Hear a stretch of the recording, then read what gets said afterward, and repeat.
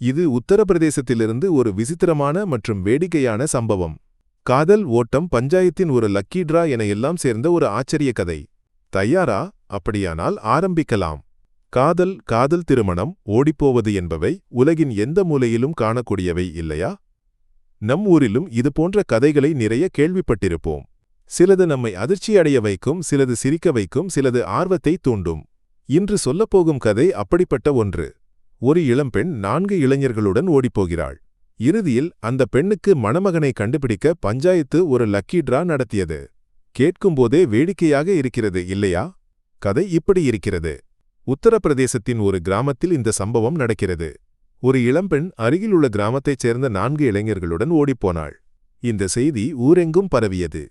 ஒரு கிராமத்து பெண் 4 இளைஞர்களுடன் எங்கோ போய்விட்டாள். மக்களுக்கு ஆர்வமாக இருந்தது என்ன நடந்தது என்று தெரிந்து கொள்ள. ஓடிப்போன பெண்ணை இளைஞர்கள் ஒரு உறவினரின் வீட்டில் தங்க வைத்திருந்தனர்.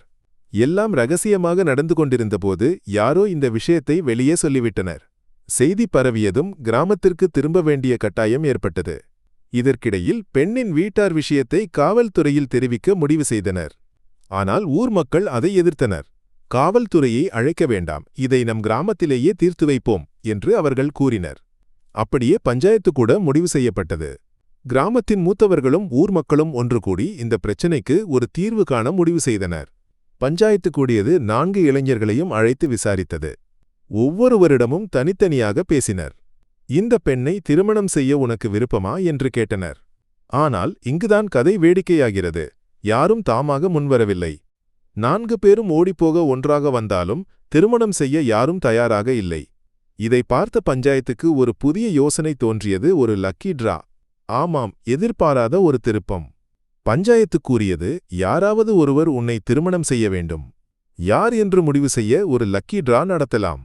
இந்த யோசனையை எல்லோரும் ஏற்றுக்கொண்டனர். 4 இளைஞர்களின் பெயர்களை எழுதி ஒரு லக்கி டிரா நடத்தினர். அந்த டிராவில் வெற்றி பெற்றவன்தான் பெண்ணை திருமணம் செய்ய வேண்டும். இதையெல்லாம் கேட்கும்போது ஒரு திரைப்பட கதை போல தோன்றவில்லையா? இந்த கதையிலிருந்து நாம் என்ன புரிந்து கொள்கிறோம்?